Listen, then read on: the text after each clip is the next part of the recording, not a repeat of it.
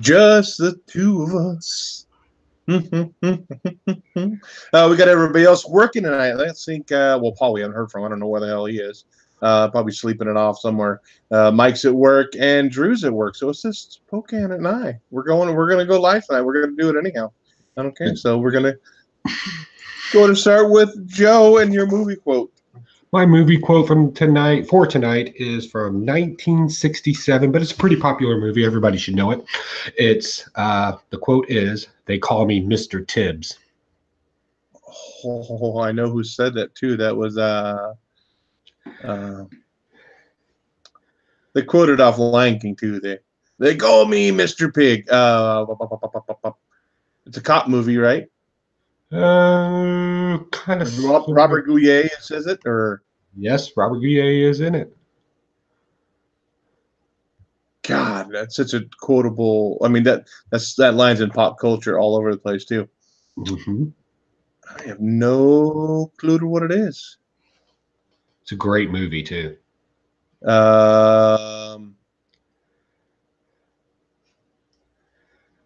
Postman Orange twice.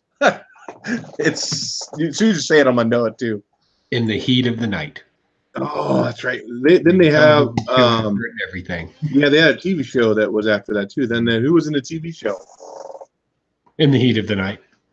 No, who was the actor? It was a different actor in the TV show than was the movie, right? Yeah, it was. I forget, but it had the guy from Archie Bunker. Mm-hmm. Yeah, he was a sheriff in the thing. Yeah. Okay, mine is in the chat. We got All About Comics. Thanks for swinging by. Double S Comics, always a pleasure to have you, buddy. And Funk Off, you guys are our most reliable people. Thank you very much for stopping in. What's your quote? I'm gonna have to go back on there here. I'll do my quote real quick. It's from 1998. It's a war movie, so you'll probably get it here. The only time you start worrying about a soldier is when he stops bitching. Oh, that's the only time you worry when he stops bitching. We Were Soldiers? Nope. What was the year again? 98. Had a crap ton of, big Hollywood name actors in the movie. Sergeant Bilko? No, not Sergeant Bilko. They didn't have a gambling operation under their motor pool. In the Army? No. It was a drama. It was about 3-hour long movie. World War II movie. World War II. Soldier. Give me the main actor. Oh my goodness, there were so many of them. Woody Harrelson was in it. God, who was the guy who played Casey Jones was in it, and from the TMNT movie. We got Double S says Toy Soldiers. No, not Toy Soldiers. I got I got chat popped up. I had the wrong chat, and I'm like nobody in the chat. Where are you seeing this? So Private Ryan. Nope. It's All About Comics. It competed with Saving Private Ryan. Thin Red Line. That's what it is, kind sir. Yeah, Jack Yo on the chat room there. He got that one. Yep. Where I was watching that movie, definitely more of a movie based on the character and building the character and what it was like, for each individual person in wartime versus, so it was different. Yeah, it was a good movie though. It was a good movie. As I said before, it's just us two tonight, but Joe does have a special guest, but we'll get to that here in a little bit, unless you want it to be the first book you're going to go over tonight. It's up to you. Yeah, because I do not have a beer, so I'm going to let my special guest review a book for you all tonight. Be nice to her. She is related to me. She is the clan of Pocan herself. Miss Ashley Pocan is going to come talk to you all about a comic book real quick. I'll be right back. Oh, howdy. Howdy doing? I'm all right. How are you doing tonight? Good. What book you got tonight for? The comic book that he made me read was Feast or Famine. That's the cover right there. I guess I should probably show you guys. It's got some pretty cool artwork in it, actually. I really did like the artwork in it. The storyline was a little hard to follow, actually. As I was reading it, the whole first half of it is flashback. But it jumps in flashback to like 2 or 3 other flashbacks in the beginning of this first flashback. So it's super hard to follow at the beginning. But as it progresses, you kind of start to understand, like once you get to the second half of the story, you kind of start to understand kind of what's going on in it and kind of what's up. It's actually really cool because it does have a lot of people from American history in it. It's got like Nikola Tesla, Albert Einstein, Andrew Carnegie, all sorts of like big names that you recognize from history. It's a pretty cool story. I like the storyline. I like the idea that they had to do this story. I like the artwork in it. It's just a little hard to follow at the beginning. That's probably like my only complaint about it, really. But it was a pretty cool. It was a pretty cool read. It was interesting. Hold up that cover again, will you? Yeah. Let's see if I can get it without a glare on it from the. Yeah. So yeah, it is kind of like I don't know if it's called steampunk, but more of like a Buck Rogers kind of futuristic. Yeah, that's what I was thinking. Kind of like a steampunky kind of like steampunk space kind of feel to it. But I thought it was a cool storyline. Issue on that? Would you read the second issue on that? I definitely would read the second issue. I think it was an interesting read. I think once you get past that first half of like 7 flashbacks layered within each other, that you kind of start to understand the story a little bit better, the storyline. All the flashbacks really are is just backstory so that you can progress on to the second half and the first. Uh-oh. It's your dad back with his beverages? Yeah. Yeah. I try to pick up alternative comics all the time because we talked about it in the off air. They're $1.50 for a freaking book. And if it's garbage, dude, you didn't waste a whole lot of money. You're not spending $5-6 like you do for Marvel books. $1.50, boom, And most of the time, they're pretty good. They're not too bad. Usually, they'll only like 3 or 4 issues in the story, and then they're done. So you're looking at a total of less than $6 to read the whole story versus $20 for Marvel. So thank you very much for stepping in there. Get out of here. You're eating up my spotlight. Bye, guys. Eat it. Bye. Thank you. In the chat, we had All About Comics said, "Oh, man, that's a lady, LOL." And then he said, "Don't tell Drew." Yeah, Drew and Mike out tonight, and Paul. Like I said, we haven't heard back from Paul yet. But who else? We got Pope Grimy in the chat. Seed Woodard. All About Comics, of course. And there has a big old chat going on. We'll go with my first book for tonight. This is one book I've been following since the beginning, being a Scoutmaster that I am. I always tend to pick up anything that's Scout related, and that is Black Badge number 5. We find the patrol out almost like it. They even actually reference it, Hunger Games, or like all the patrols are spent out on this island. They need to get to this volcano to win. It's like their summer camp. It's like a jamboree thing. Each patrol is getting a drop box. They don't know what's in the drop box. The only rule is you can't kill other scouts. But in their drop box, there are a whole bunch of weapons. I thought there were guns and weapons. So, like, what are we supposed to do with this? We're not supposed to be killing each other. They end up running another patrol, and the patrol's trying to kill them. And they say, "You don't know what's going on. You don't know actually what's going on. We're recruiting for this other bigger and better group." That's still pretty good stuff. Like I said, if I'm a Scoutmaster, I dig anything that's Scout related. And this is still pretty good. A whole bunch of kids doing spy stuff. The Scout, they have their backpacks are all they're being prepared. So it's good stuff. Definitely Sash for me. Funko wants to know who's the publisher of that. That is Boom Studios. Boom Studios. Yeah, I felt kind of bad. I've heard you've talked about that book on a regular basis, and I kind of missed it. Now, however, there is my local comic book shop has the variant that comes with the patch. That's a thing, right? Oh, yeah.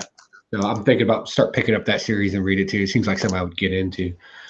Yeah. It's by Matt Kind and Tyler Jenkins.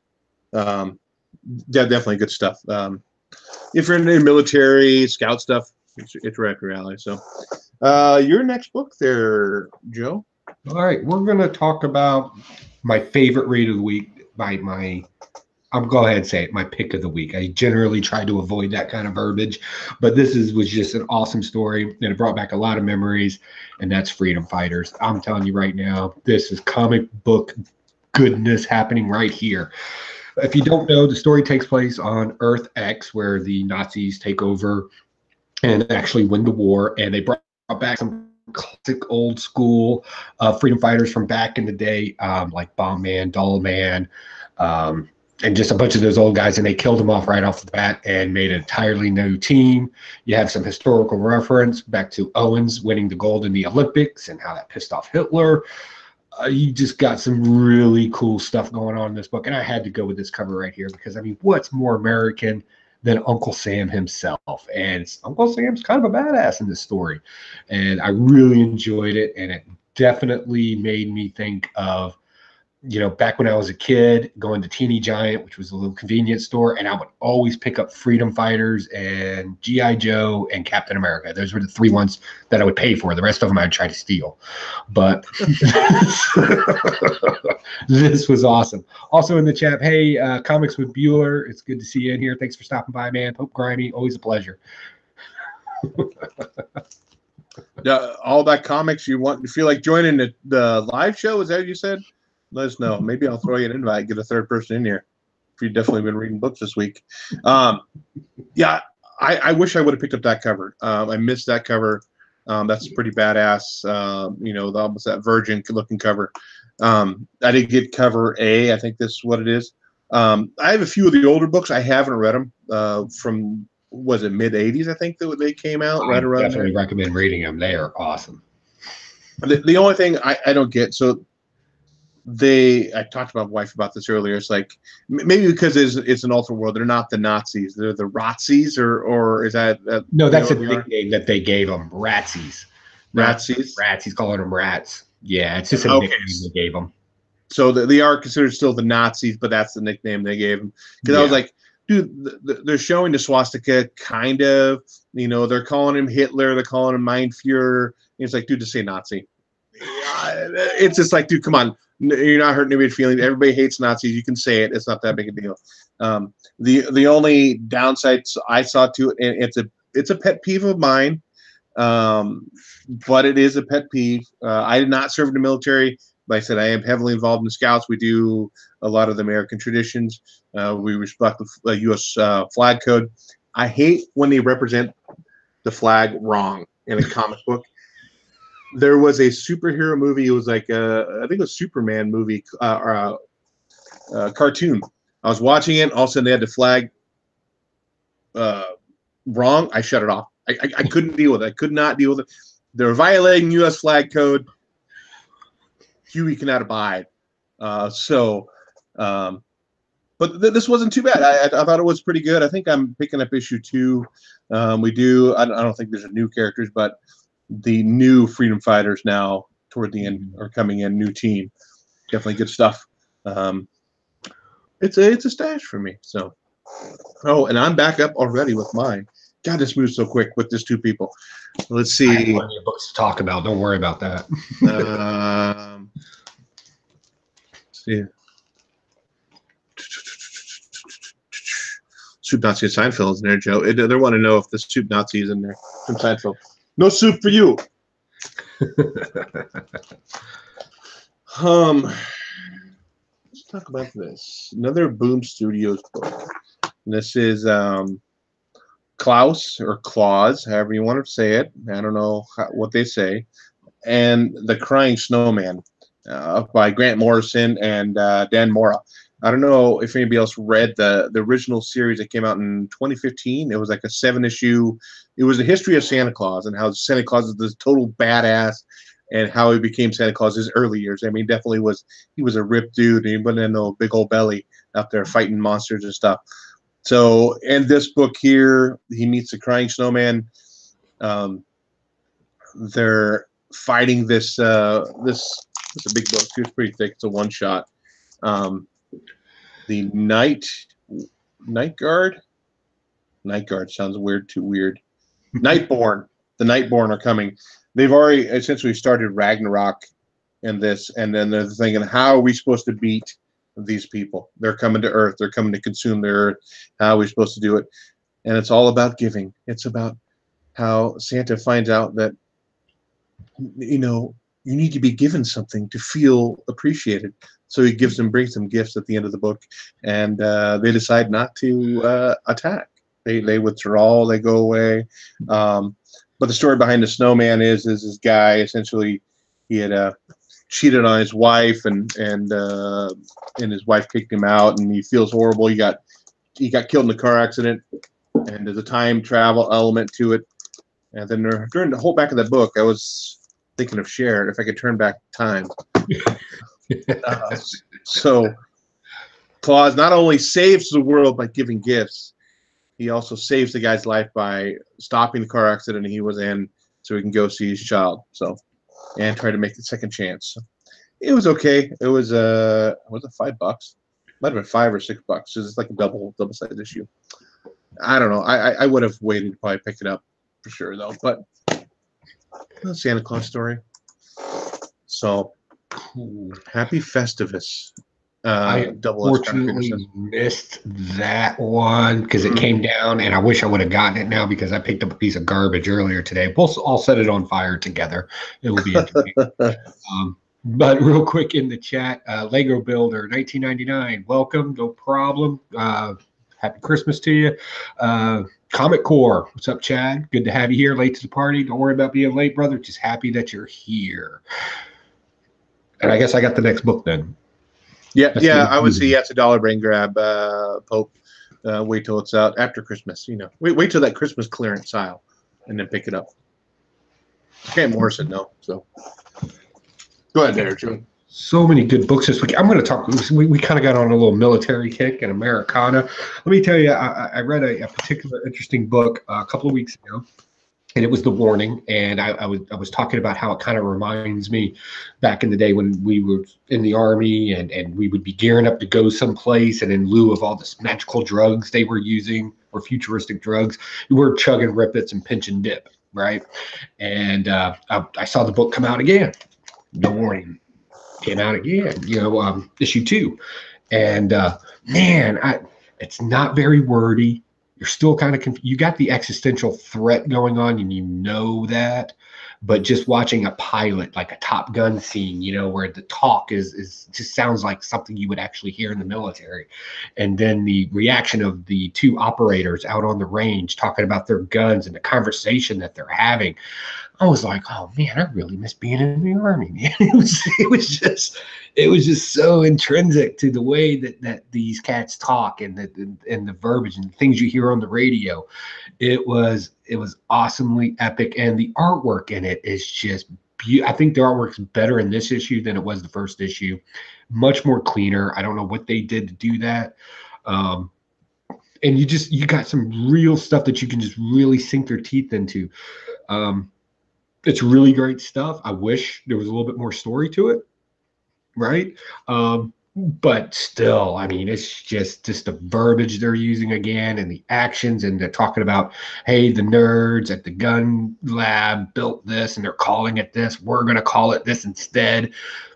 It was just awesome, and I absolutely loved it. Definitely a stash for me. And even if the story goes to crap after this, I'll probably pick up every issue just to hear that verbiage in my head. It was really awesome. I enjoyed it. Now, being a military guy, when like military books come out, some of that, do you hold those to a higher standard? Like, oh, we wouldn't say that, or no, that wouldn't happen that way, or do you really have to go on some issues? In comic books, you get a pass, right? Because I don't expect writers and the artist in there to get it 100% right, unless it's somebody like some veteran artists and people like that I know out there. But normally, no, I don't. But this guy's obviously either been in the military. The cat that's writing this has either been in the military, or he's got a friend that's helping him out with this, because I'm telling you, just the way you talk over a radio is very distinct.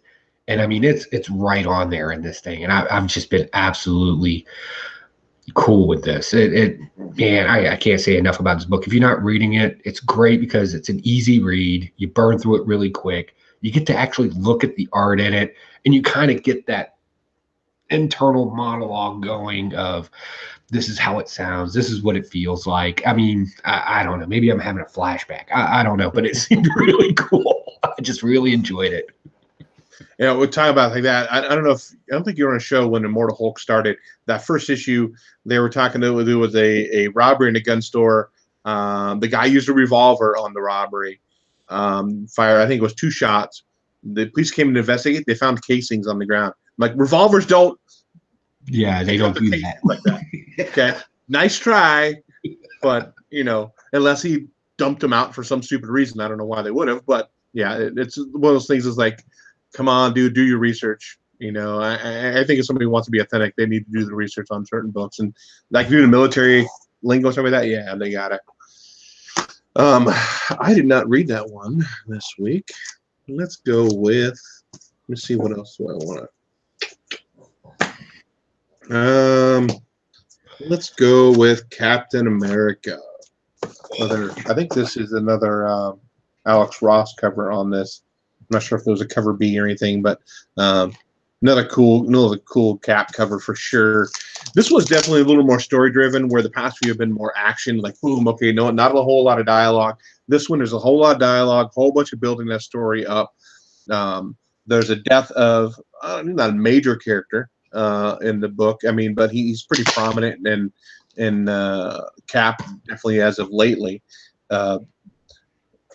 So, and because of Cap's history with who was writing Cap before that, that had Nick Spencer's Cap, where he did the Hill Hydra. Now nobody trusts Cap, and that's been kind of a storyline going on in this new Cap book.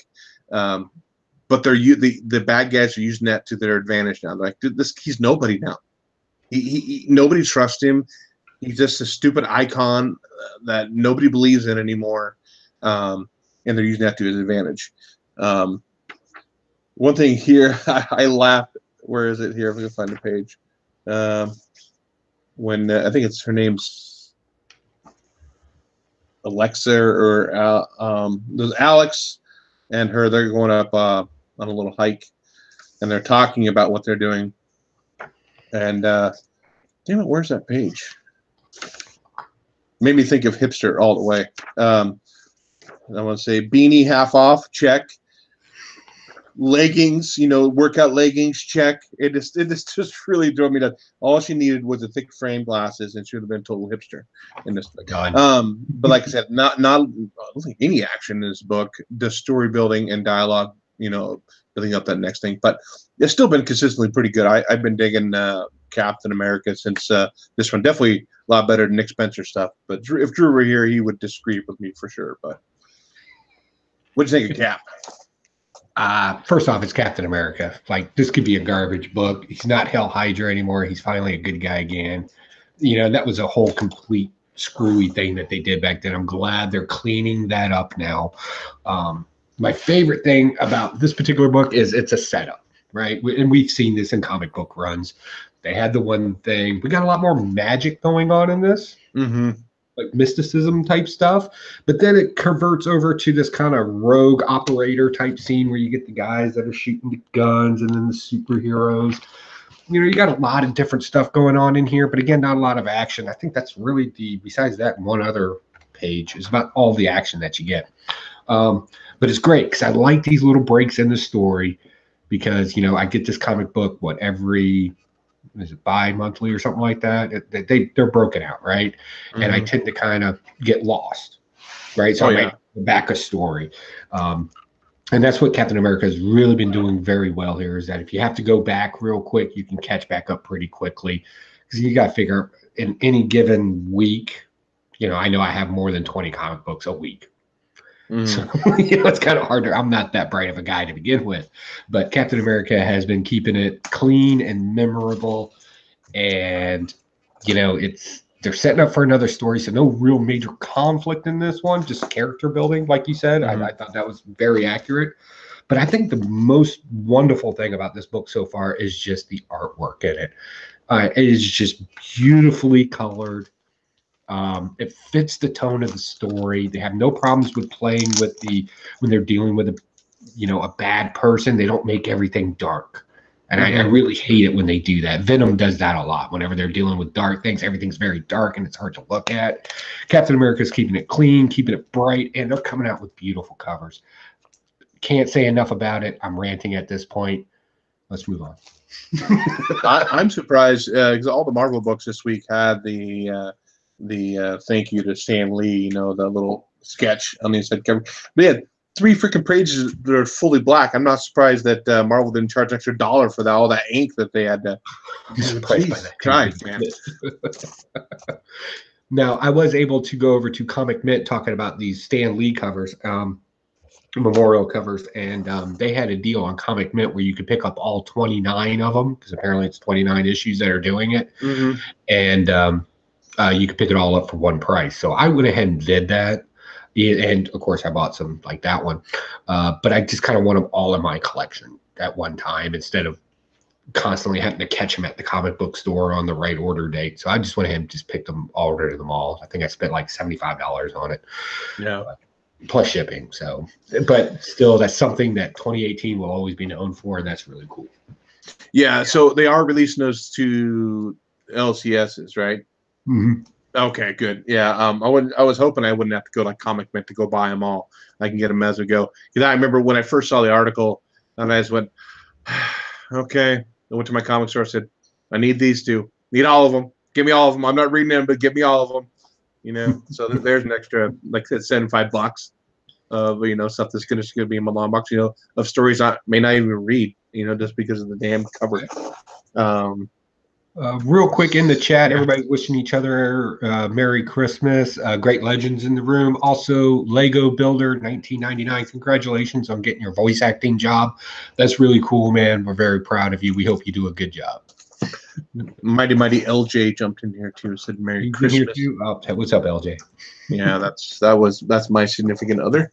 She's watching one for a while. I mean, she hasn't watched one in a good while. She's probably in there prepping, getting everything ready for Christmas. Still, she's just a locomotive here during Christmas time. She just go, and then it comes the after Christmas and it's collapse. Not do anything for a few days. That was mine on Cap, right? So you're up with your next book. We've talked about some great books, and we should kind of go ahead and hit up the horrible book of the week. And the truth is, this has just been a bad series from episode 1 till now. But of course, we're going to buy it because the movie's coming up, and we're all suckers. The Life of Captain Marvel. You want to talk about just an uneventful book. And they had, in 2 issues of this particular run, they had a great opportunity to do something really great. Introduce a great character, bring a new existential villain threat. They could have really told a great story. Instead, they told us a story of constant internal conflict, family problems, doses of alcoholism. And then when they had the chance to make it a big ending, they literally got rid of the bad person in 5 pages. And then we went back to the same shit and how everything's actually okay. A lot of flashbacks in this where Carl Danvers was wanting to be in the Air Force and how she wanted to be in NASA and make that, jump. And it was just unrelative to the story in every case. It's not even going to be significant in the movie coming up. This particular issue, the way they presented it in here, it was kind of cool. They did do a little costume thing with the old Carl Danvers, the one that everybody's collecting today. Mm-hmm. The costume thing of that. And that was okay, cool, nice homage. I get it. You're playing on nostalgia, but you're missing story and you're really missing depth. And this was just a blank one. And I said I would buy every issue of it and gave it a chance. Thank you for ending this on issue 5 because I don't want to waste my money on it anymore. And I know that's a rough review, but shame on you for not taking basic writing 101. I did not pick up any of those Captain Marvel books. I'm just not a fan of Captain Marvel or the new Captain Marvel. I mean, the older stuff, yeah, especially the Greg Horn cover stuff. I definitely be picking up that, but unfortunately, Captain Marvel is not my thing, and I'm not super excited about the movie either. I'll go see it in the theater, but I'm not like super jazzed about it. I'm not pumped, but I'll go watch it. I am excited about the movie because I think sometimes script writers, unlike comic book writers, sometimes I think they can envision a better story sometimes and how it's visually displayed. So I am excited about that. Plus, they have the key tie-in to the rest of the universe that's going on in live action. And I think that's going to be a key part in the Marvel movie. Again, that's speculate, or it's not even speculate. That's conjecture on my part. But I'm super excited to see that, and I think it's going to be different. Definitely go in there and do not think of the comic book Miss Marvel. Go in there and think of it as a new female superhero, and I guarantee you'll like it 10 times better. Okay, I think I'll talk about this one. I kind of have the same feeling about this book here, as you said, that like, okay, here it is, wrapped up. Oh, okay, everything back to normal. Nothing happened. And that is Infinity Wars #6.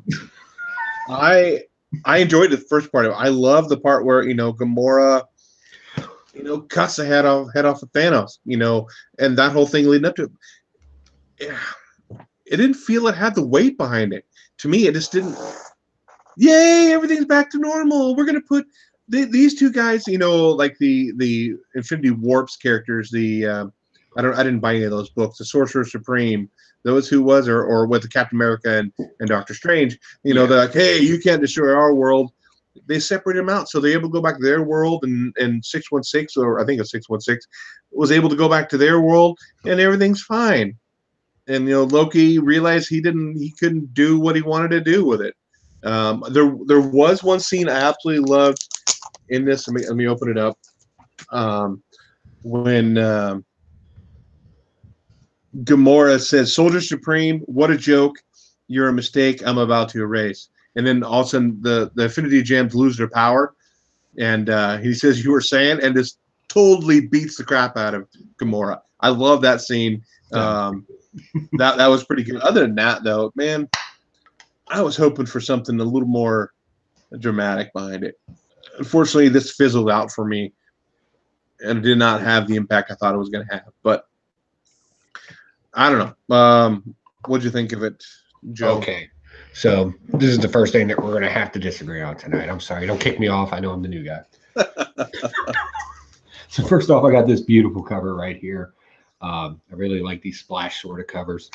Great cover to it. I will say this: the way they ended Gamora's deal with the whole thing, I didn't appreciate that. I thought that was just shoddy storytelling. However, I will say I love the fact that we got another universe now that we can read about.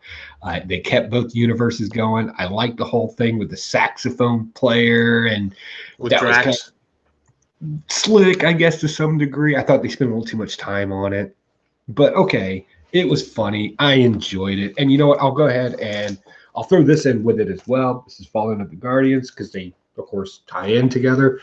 Now, I have bought every issue of Time Warps or Infinity Warps, Infinity Wars. I got them all. I got all of them, and I think I got almost variants for everything as well. I really like what they've done with this. And, this one gets a pass for shoddy storytelling because it's absolutely got to be for the writers and the artists involved in this whole universe. I mean, they just created an entire new universe, and I think they got a little ahead of themselves and didn't quite know how to end it. That's what it read like to me. Another book that we'll talk about tonight kind of did the same thing to me. They spent so much time in building this great universe with great stories, taking oddball characters, throwing them together, and they got rid of the threat way too easily. But we have a whole nother universe that we can read comic books in now. I mean, we got awesome. I mean, Ghost Panther. I wasn't a big fan of the art in it, but it was great storytelling. Sorcerer Supreme, doing the Captain Rogers or Steve Rogers thing where, we don't trade lives, we don't trade worlds. That whole thing was in there, themed with it. I thought it was just great. And then all of a sudden, Adam Warlock's like, oh, well, I'll just make her go away. Yeah. Oh, yeah. I'm going to give a soul to the stones. They could have done that into the second issue. That could have been done. Yeah, that's what I feel. Yeah. But I'll give it a buy because I'm hoping that they kind of create another universe out of this that we can, something happens in the future like they did in Spider-Geddon, where we get to see these characters again and interact and go after each other. And I see something great on the horizon with it. I really hope they follow through with it. Otherwise, they just wasted my time. Now, do you think these Infinity Warps characters? So now that's a new universe you're talking about, right? With those new combined characters. Now, I didn't pick up any of those Infinity Warp. I just like, dude, I'm not going to bother with it. Now I'm thinking maybe I should, just for, I don't know, a few speculation purposes. Now those characters are going to be primary characters coming forward. I mean, people thought that the Cosmic Ghost Rider was a crap character, and that blew up. I mean, that first appearance of Ghost Rider. No, I did too. I loved it as well. But I'm saying that it just, people were like, come on, Punisher, Ghost Rider, and that just blew up, and that number 13 from that Thanos run, you can touch it for usually less than $50 now. So, and of course, like any good comic book series that wants to continue on, they left it on a cliffhanger. I'm not going to spoil it. Yeah. Yeah. On the last 2 pages, kind of just left you hanging there. So I expect more good things out of the future out of that. I hope they don't botch it like another comic book series did that we'll talk about soon. Okay. My next book, let's do Batman number 61, Nightmares Part 1. So this is a miniseries or a story arc in there. Great Tony Daniel cover. I think he is great for doing Batman covers and great Batman art just in general. So we go back to, they talk about which issue that is. Where is it? But essentially, the kid who's crazy, he thinks he's Bruce Wayne. I don't remember if he killed his parents or not. I'd have to go back and he did in the other one. So essentially, it's flipped back and forth. Is this actually Bruce Wayne? But it's like, wait a minute, So this kind of flip flop back and forth. So this is a little more backstory going. It's the Batman 38. That's when this character's first appeared. So he may be playing a bigger part going forward in this. But Tom King has so many things out there that are not wrapped up that I feel like he started this. And then it fades off. You start something else, fades off. I'm like, what the hell's going on, dude? I mean, is this going to be a big picture thing, or what's going on with this? I'd like to have a little more closure on some of the other story arcs. He's had the whole Catwoman wedding thing. Yeah, they broke up. Yeah, let's talk about how Batman's brooding for a little bit and then drop it. It's like, God, give me a little more closure in these story arcs. This may turn out to be pretty good. I don't know. I mean, as a 10-year-old kid, a 12-year-old kid, Batman can put his hand on his forehead and hold him away from him. It's not like a kid's going to be doing anything other than just being a psycho and killing other prisoners. But not as good at Detective Comics, not as good as Tomasi, that's for sure. It's a stash for me just because it's Batman. That's unfortunately that's it. So in the room, it looks like we have DruManchu. He decided to visit us. Did you want to get in here, Drew? You want to jump in here real quick? May still be at work. I don't know. No, I'm going to get the link copied and ready to roll. All right. So I went ahead and I got Batman 61 as well. And I thought it was really interesting. And I actually went to a friend of mine that works over at a university, and I asked him about this particular problem this kid is having.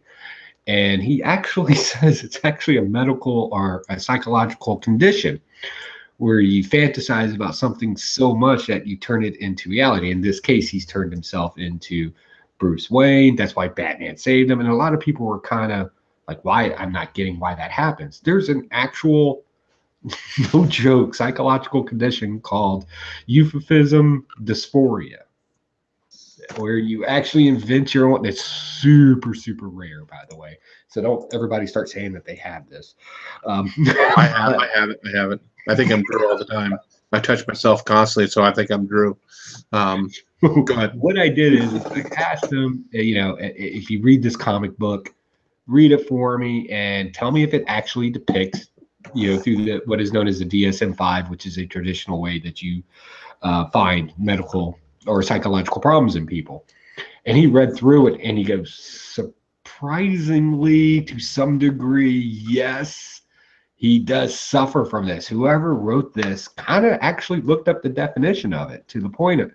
Now, the scars on the face where it says Martha and Wayne, yada, yada, yada, that is what it is.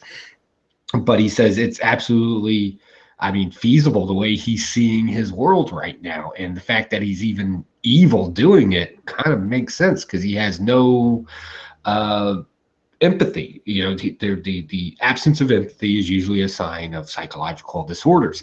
And he was like, this is kind of interesting. So I think I got another comic book guy or a non-comic book guy hooked on comic books because it's like the third one this year.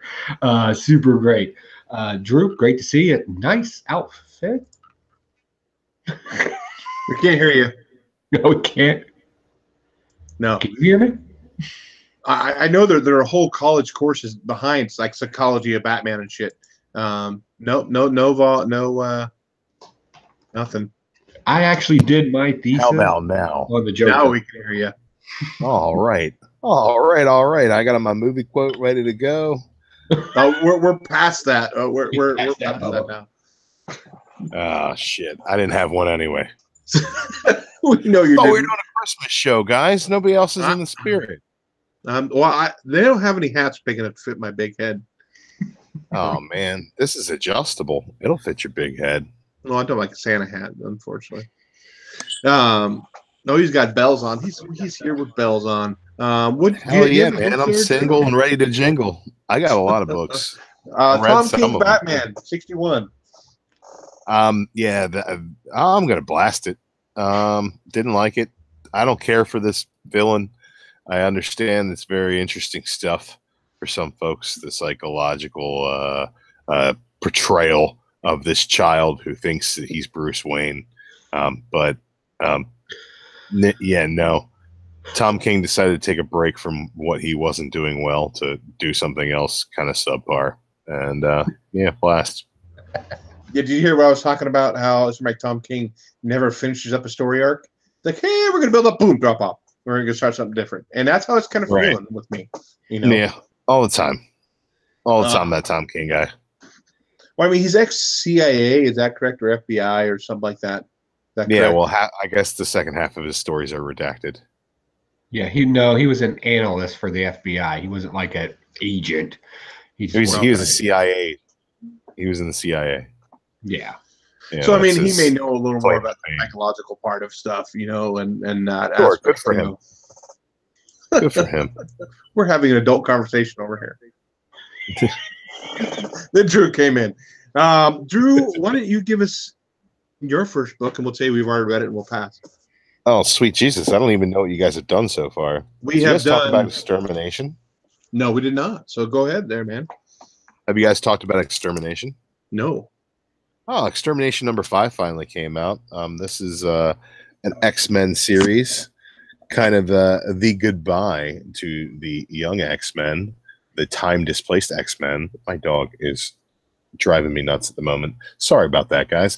And yeah, Cable got killed in this, and we thought Cyclops was dead, but it ended up it was Mimic all along. Spoiler alert. And the time-displaced X-Men go back to their time. And everything is set moving forward. We get some sort of collaboration of memories in the current X-Men. They're like, whoa, what just happened? I guess we went back in time. And it was kind of weird how they did that. But the big reveal at the end of the book is that Cyclops is back. He's not back yet, but his first reappearance is in Extermination number 5. So it's the young Cable talking to him. We don't know when or where exactly the Cyclops is from, and we're gonna figure it out moving forward in Uncanny after the first arc. I believe they're gonna cover that stuff with Cyclops coming back. So that's pretty cool. I like Scott Summers. He's kind of a Boy Scout piece of shit know-it-all, but yeah, he's pretty nice character, and I'd like to read more about him. So I'm excited that Cyclops is coming back. And for that reason alone, this is a stash. The art was subpar, I believe. It felt rushed, even though it felt like this issue took forever. So, beyond that, yeah, Cyclops is back. So, stash. You read Extermination? Joe? I did, and I'm not holding it up. It's a garbage book. Like, I'm gonna be honest. The art in it, I don't know why I keep buying this book. It's like I It's not expect good. something better. I keep getting amateurs that give me artwork in it. It hasn't gotten any better. The storyline is confusing. So how do they hide their confusion when they don't know how to write a story? They add time travel to it. That's how you screw everybody up. Because if you follow each story right after the other, even their time travel excuses don't make sense. This has been a garbage book, and it will be the last one that I buy. I mean, I hate to roughly disagree with this book, but even after reading it, I was like, hold on, wait a second. And I went upstairs, which makes me mad because I don't like walking up my stairs unless I'm going to bed. I walked upstairs, grabbed the last 3 issues, and I was like, nope, that's not what you did. Your timeline in your own book in time travel is fucked up. Sorry for the language. If you don't believe me, go back and take a look at yourself. Pull those issues, read them back to back, or get the trade paperback. You'll be mad. They're screwing up their own story because they're not telling a story. They're just pushing out content and taking your money. Right. There was a lackluster event bringing the X-Men back to where they were going. It should have been better. But Cyclops is back. Is I am excited. I like Cyclops. I'm glad he's back. I didn't mean to cut you off, no? Hugh, but my dog's yelling. Go ahead, say what you were saying. I'm gonna throw a shoe up. Is the Vampire Storm back? He sold a shoe with the dog. No, that bitch is dead. Oh, she's gone. Okay. Yeah, Bloodstorm's dead and Mimic is Bloodstorm, dead. that's right.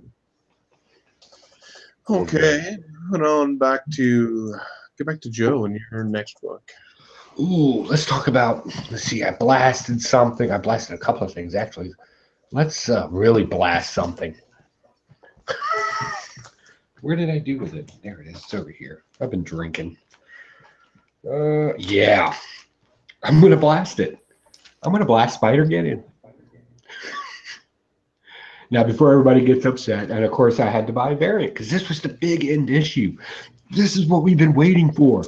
This was great. And to beat the bad guys, all it really took at the end of this story was 12 more Spider-Mans and web slinging. That's bullshit. That is weak. And then they changed the inhibitors into babies. How dare you?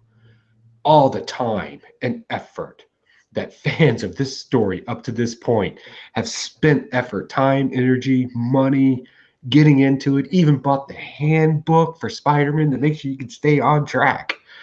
And then you literally gave me 3 female super Spider-Mans, 6 more Spider-Mans come into, and all you had to do was tie somebody up in a web and change them into babies. Again, this is a good example of spending more time building up a universe instead of ending a story correctly. And they did not. I am sorry.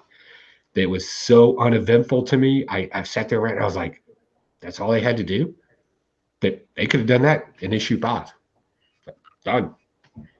Oh, and some cosmic Spider-Man swung a sword and it didn't do anything either, by the way. Like, it was like a bad prom date. Got you excited and nothing happened. It was bad. I'm mad. I'll keep it because somebody out there loves it and they'll buy that variant right there. And that's the only reason why. Did you read Spider-Geddon? I did. I kind of like Spider-Geddon. I thought that Miles getting the cosmic powers was kind of cool. A bit of, I mean, it didn't take nothing to take down these villains. It took the power cosmic, Captain Universe, basically, to take down these villains. That's a whole lot of power, Joe. But yeah, all right. If you didn't like it, they never told you how powerful he was. Spider-Geddon's a sequel to Spider-Verse, which basically does explain all that. Great, but that has nothing to do with the arc that they're trying to explain now. I'm just saying it all fits and it all works. It was a little lackluster. I think that Unfortunately for me, I read the Spider Girls crossover, and that actually did a lot to explain this ending that It was did. not explained in the main story.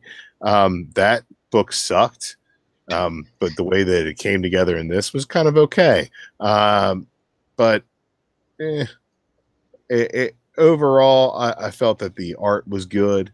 I felt that the story was consistent. We kept getting new, interesting spider people across the board. Spider-Geddon as a whole just felt like a retread of Spider-Verse, but it's an area I kind of like to play around in a little bit more. So I enjoyed it overall, and but yeah, it's pretty good.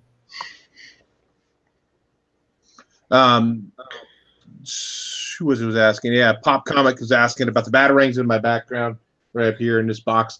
Yeah, my dad actually had those cut out for me. I gave him some designs. I said, hey, this would be really cool to have. And I thought about building one, and he actually built it for me for Christmas a couple of years ago, I think. So yeah, different batarangs from different Batman times. It would have been cool to have like every single one of them up, but man, that'd be a pretty big box. So Mr. Gretzky's in the chat talking about his Saints. That's really bad for me, actually. I'm going to shave my beard if Baltimore makes the playoffs.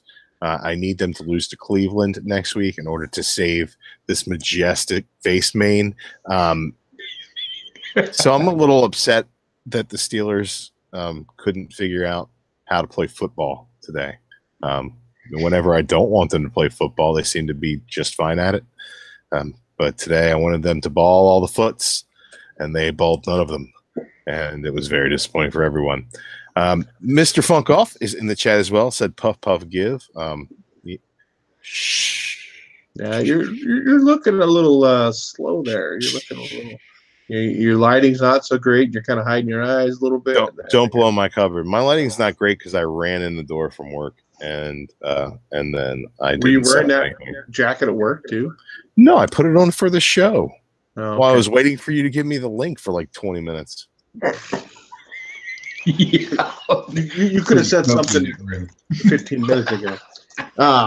My next book is Teen Titans number 25. It's an extra size anniversary issue. Well, hold on. It is. Before you get crazy with your book, what did you think of Spider-Geddon?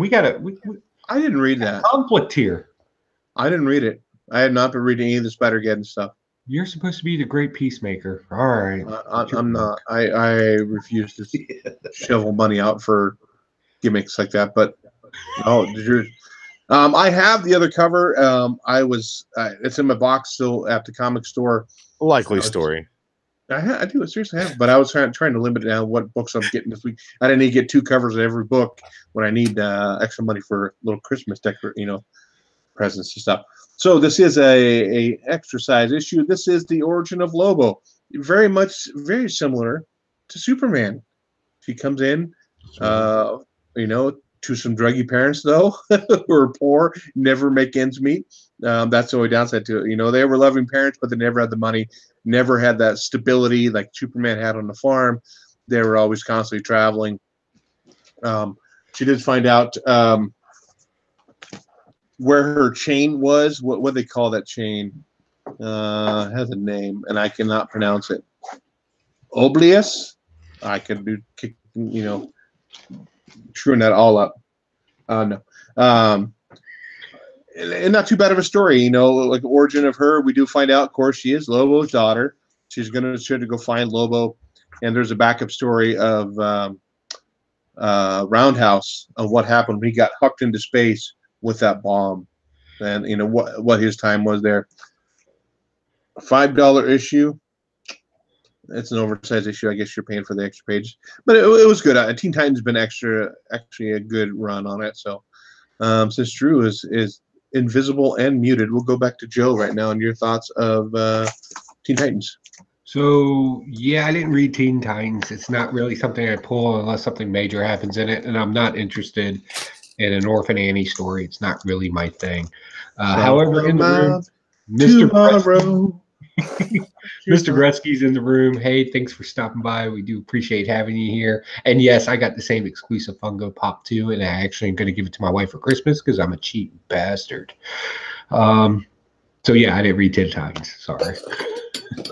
What about you, Drew? Teen Titans.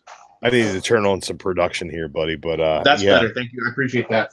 Now we can. I apologize. I got the Teen Titans A cover. I got the Teen Titans B cover. I got all the Teen Titan covers that you could want. It's like a bevy of different Teen Titans covers. We're all having a great time reading the Teen Titans. We finally get the origin of Crush. It was okay. The art in this book was absolute shit. The DC fanboys who shit on Marvel art, god damn it, look at this issue of Teen Titans. It's horrible. Beyond that, I found it enjoyable. The story was a little ho-hum, but I'm enjoying this run. So, yeah. I'm going to keep getting it. There's no ho-hums during the Christmas season. All happy. Man. All kinds of trees. Joe, what's your next book? My next book is going to be Marvel Knights. Bam! We had a great story here. This is how storytelling works when you want to deal with past memories and the Force memory coming through. Got a beautiful variant on top of it. Inside, if you're not aware of the story yet, everybody forgets who they are. We kind of find out the means of the reason why they forgot. It's a machine that Reed Richards tried to keep.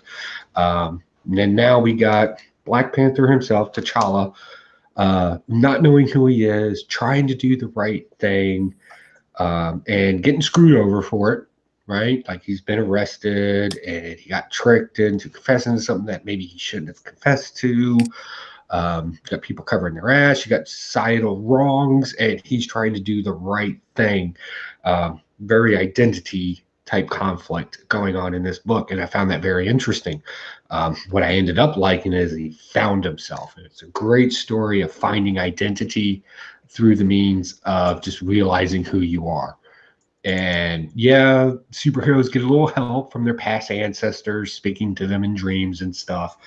But it was just great. Always remember who you are. Remember you're a king. Remember you're a hero was the theme of this. And I thought it was told very well. I absolutely enjoyed it.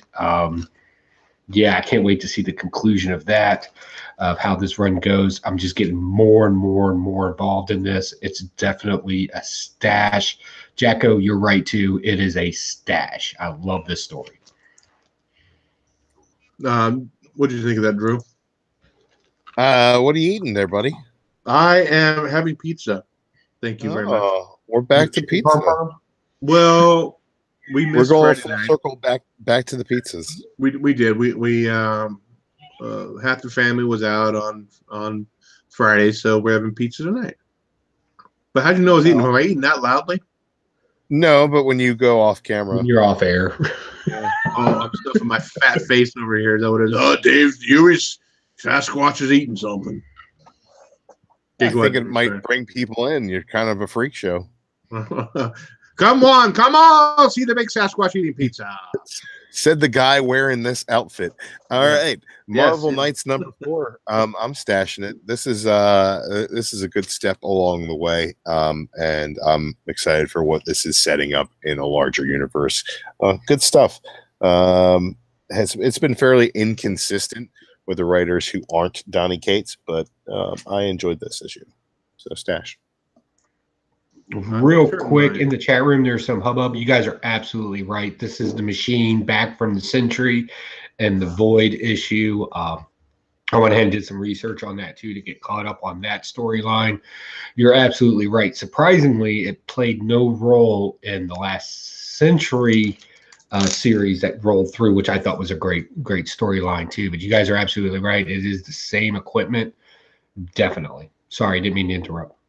I just noticed that, and I know things. I drink, and I know things. Okay, my next book is Punisher #5. This has been fairly good. The art's been. I'm not a big fan of the painted style art like that, or I don't know, photo referenced art. So this seems like some of it. But I do like the badass Punisher. I mean, he's trying to find Baron Zemo. He's kicking ass, taking names. He ended up coming into the one last place. Here is Iron Fist, Luke Cage, Winter Soldier, and Hawkeye. They're coming to take him down. Nick Fury's there. He just pimp slapped the freaking Winter Soldier and starts kicking their ass. Now, there's some stuff that's kind of unbelievable. Hawkeye shoots him an arrow, says, hey, that's supposed to take down an elephant. Punisher's a real guy. He's not like the superhuman guy. If it's going to take down a normal guy, it should take down Punisher. I don't know. That kind of stuff bothers me. I mean, that's to me, that's why I like the Punisher. He's this real guy. He doesn't have his superpowers. He's using his smarts. He's not extra strong. He's just trying to outsmart everybody. But this has been consistently good. Frank Castle's captured again, and it's going to find out where it's going from there. Still that Baron Zemo stuff. Drew, Punisher, number 5. Yeah, Stash Punisher, up and down, all over the place. This is fantastic stuff. Rosenberg's been killing it ever since the Punisher was back in the War Machine armor. This is really good. I'm really enjoying it. The cover here, man, the way that they've done these presentational these Stanley covers has been great. But, man, this one really stands out for me. That red Hydra symbol. And all the dead Hydra soldiers and all the dead Hydra soldiers in the interior. Absolutely fantastic stuff. Stash it. Joe, did you read Punisher, or have you been reading Punisher? I did pick up that issue of it. Immediately, I bought the cover, read it immediately, and I had it to go get CGC'd because that cover is just wow. The cover alone is just absolutely beautiful. And I definitely wanted to protect that book. I want that hung up on my wall. It is badass. Now the story's okay. I haven't been following a whole lot of Punisher lately. I pick up an issue here or there to see if I can kind of get back into it. I'm not a big fan of the interior art of it. That's just a personal preference. I have no problems with the artist doing it. It's just something I'm not attracted to. But I thought it was a good story in that particular issue. And again, that cover, I mean, if that's not art, I don't know what to tell you. That's just beautiful. Great play on colors that you normally don't see with the black, the red, and then how much that white just stands out. I thought that was just, it really kind of hit me, and I really enjoyed that. Jack is saying he can't believe Mike's not here to celebrate his 1,000th pop. But I think he's waiting for next week's episode. The stash 1,003. 1,003. Yeah. What about Drew? We'll go back to you and your next book, Drew. Let's see. What do you want to talk about? Let's talk about Uncanny X-Men. The better X-Men book this week. Got the A cover here. It's cool. It's got a Gandalf Magneto, which they kind of even call out in this, which was awesome. Got the this is a 1 in 25. That's kind of cool. Apocalypse cover. Oh man, it's absolutely gorgeous. I love it. And the J. Scott Campbell Conan variant, which was really cool as well. Pick that up. I'm really enjoying this story. We find out now why X-Man is doing what he's doing. He's dying. This is his last-ditch effort to save the planet. It's kind of cool. I dig it. He has godlike power, and he feels like he has a godlike responsibility to take care of things. And it's believable motivation for a nearly omnipotent, powerful character like X-Man. I think that the young X-Men are going to not be a thorn in his side. They're going to help him see things a different way. And I think that's going to lead into the rest of this event that we're going to get. And I'm really digging it. It's coming out weekly. The art is really fantastic. It looks better than any other weekly book has looked since No Surrender. This is a quality team putting out quality work here. If you're a fan of the X-Men, you're going to be a fan of this. You don't like it? Hey, man, good on you. Wow, that's not the career I'm used to. I But think it's pretty good. go ahead, Joe. Yeah, I went ahead and got both covers of it. First off, I even said it in my own video. Movie studios, that's what you make Apocalypse look like, not like that monstrosity that you all tried to do in a live action movie. So what do we got here? We got so much that we can talk about with this book, and I don't care if it's philosophy, theology, adolescent psychology. You have so much that you can discuss with this book and oh man, I just hope the writer and the artist realize what they did in this, because they could take a lot of credit to it. So yeah, we have a godlike being, and he's actually modeling himself after and everybody wants to say a Jesus figure with the beard and everything, but Jesus had nothing to do with the four horsemen in any part of the Bible. He's more like in Jewish Taoism, and I don't want to get too deep into that because that gets very weird. A totally different character. So we got something interesting going on there. Finally, the young people are playing a legitimate role in this series. I'll make that argument because before they were kind of, yeah, you guys exist, but hey, just kind of crowd control everything, or go in the sewer, it was all the shit work, right? And they started to get upset and they want to prove themselves. The only problem I'm going to have is like most young people, and I'm talking about teenagers in this aspect, generally when they want to take the reins and they want to move into something, it generally doesn't work out in their favor. And I wonder if they're going to play on that concept as they move forward in this. If not, and the kids become the great heroes, great. That's kind of what we're expecting. But I kind of want a twist where they learn I don't want to say their role, but be respected in their role and become more inclusive to the team. Does that make sense? Inclusive is a big buzzword now. Yeah, right? I don't mean inclusive like in a societal norm. I mean in a team cohesion with motivating factors on both sides. I think that's going to be the key to the story if they complete it. But inclusive as far as everybody's different, but we can all get along. Well, they're mutants and they're all different. That's kind of the point. But what I really want to see from this story from here on out is I want to see the kids, and I hate to call them, well, they're mostly teenagers. I want to see them have their mistake and realize that they still have a lot to learn. And then I want them to learn it quickly and be a gear in the machine that is X-Men. That would be an awesome story. That would be a classic story. And I think that's something that could actually touch anybody that reads this book, old and young. That, as the older X-Men, you have a responsibility not to give shit jobs to people, but to teach and mentor. And that's something the X-Men have not been doing with these people. So I think there's a great life lesson to be learned in there. The responsibility of student and teacher that hasn't been taught this far. And I'm ranting at this point, so I'm just going to drink. Okay, I did not read X-Men this week. What the fuck? No X-Men books this week. I think Extermination #5 is actually in my box at the comic shop. I'm like, I'll pick that up later. I'll leave that later. Before I forget, this is a stash, by the way. It was a good story. That was a long way to get around to that. Gotta go around the bend. Is Middle West #2. So this the Scotty Young book, Jorge Corona with the art.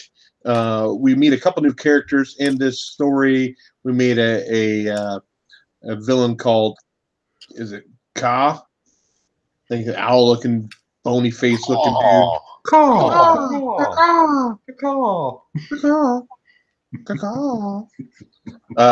We also meet an old traveler named Jeb, who kind of takes the main character under his wing, brings her back to his place that's full of like all this different things she's gathered through different areas. Let's look at that big amusement park. We meet another little creature called I don't know if they're Buku. I don't know if that's what they're called or that's the noise they make. Little bunny looking things that look like little stacks of hay out in the middle of the field. But we find out the thing on the main character's chest. What's the main character's name? It's gets Abel. activated. Abel, yes, right. He gets activated by anger, and the old man said, "There's nothing I can really do. It's kind of deeper beyond what he's capable of healing." So he was going to send her to this other lady to go see if he can get it figured out, but he ended up sneaking out, and his sense of adventure leaves the old man. Him and the fox are headed out to find this marvelous mystic mind of Magdalia. So that's how the book ends. They're headed out for a new adventure. So good stuff, though. I'm enjoying this book. Going to be picking up issue 3 for sure. So that is a stash for good old Huey. Is it? How did they do it now? What did they say? Let me find it here. I'm going to give this a woohoo. So go ahead, Drew. You look a little tired, Drew. But did you read Middle West?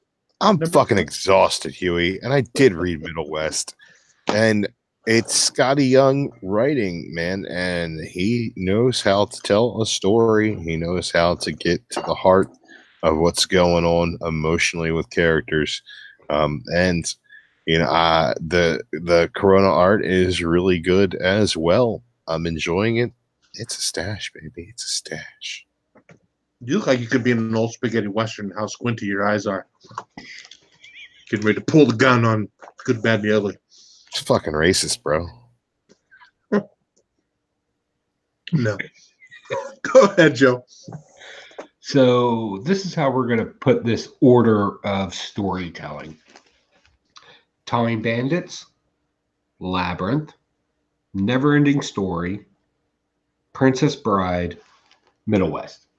Like, seriously, it's in the top 10. This is just a great, and think about it. It follows the same storytelling as those other movies that I just mentioned.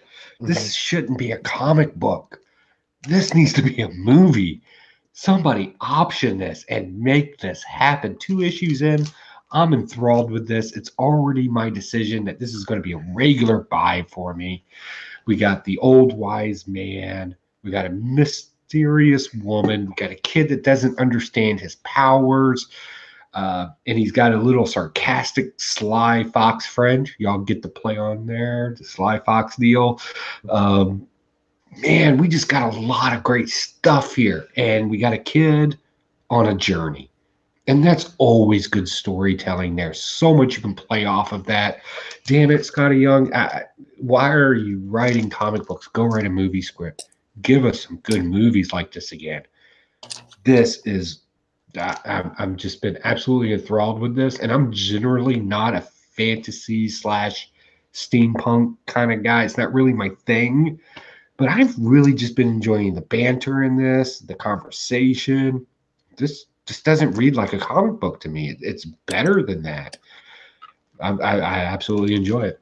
Stash it. Okay, every time I see that picture in your back behind you there, Joe, all I can think of Blue Skidoo, We Can't Do. I want to go into You're showing your age, bud. Yeah, I am. Yeah, I didn't watch it either. It was my kids that watched it. It wasn't me that watched. You know, it wasn't my age. So, Drew, what's your next book? Let's talk like Weekend at about Drew's here. Gideon Falls. Go ahead. Gideon Falls #9. I got the A cover, and I got the Hero Initiative cover here as well. That's a cool cover. Yeah, it's fucking gorgeous, man. That is nice. Gideon Falls. Man, did it take a while to get going, but man, is it going now. It is a rip-roaring mystery story about all kinds of nonsense and black barns and murders and small towns, and it's a stash. Check it out. This is kind of a big drop of information in this issue here. They're kind of putting some loose ends together. We don't know if it's going to make a string or just a whole rat's nest of bullshit, but it's good so far. It's Jeff Lemire writing. It's Andrea Sorrentino on the art. It's everything that was great about the first run of Old Man Logan. All the imagery, all that shit is in this book. They know what they're doing. It's a great team. And man, is it enjoyable. What a ride. What a rip, roar, and romp of fun. This is good. It's a stash. Joe, you reading Gideon Falls? No, I have not been reading that series, and I feel bad for doing that. Please punish me. Okay. I read the first one, and right now, I mean, that's even getting a little not high in price. Or say this, according to this here, looking about $25. I guess that's raw. So, I mean, if you want to try to jump on that, now would be a time to do it. If it's not going to go up anymore, hopefully. Okay, we'll go to Joe and your next book. Oh, am I talking about a book? No. You're talking about a book now. I've been brutal on books tonight. Maybe I should. Let's talk about something that was interesting. Well, I can't talk about that. You know what? I will. I'll be Debbie Downer today. Let's talk about another book that kind of disappointed me a little bit. And usually I'm kind of like fair on books. I'm going to talk about Amazing Spider-Man number 12. Yeah, I'm going to go ahead and blast this issue, not the entire series. We talk about good old Jonathan in here, and we get a lot of his history. We get a lot of his past and why he does the things he does, and nobody asked for it, and nobody cares. The majority of this book was basically, and they even referenced it in the book. That's how you know it was super bad. They actually, it was a Scrooge story. Like, seriously, his past, present, and future, and his relativeness to his son and everything else. And then in the last 4 pages, like the Scorpion wants to fuck everybody. Or I'm sorry, correct me. wants to jack everybody up. I had to read through. You figure your average comic book's about 28 pages, right? So -4 of that, and that told me the rest of the story. And this kind of disappointed me because I'm still trying to figure out who the Bandage or Rags Man is that's constantly popping in. There was some speculation going around that we may find out who he is in this book, and we didn't. We got a horrible Christmas story about a character that nobody cares about, who's just there for fluff and just to create some emotion out of the character, and they took that away by giving the guy a story. Yeah, this issue I gotta blast it. I'm sorry to do that. I know we got some Amazing Spider-Man fans out there, but this was not an Amazing Spider-Man story.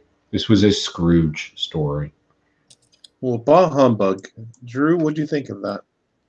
I haven't read it yet, but I think this is a pretty ass cover.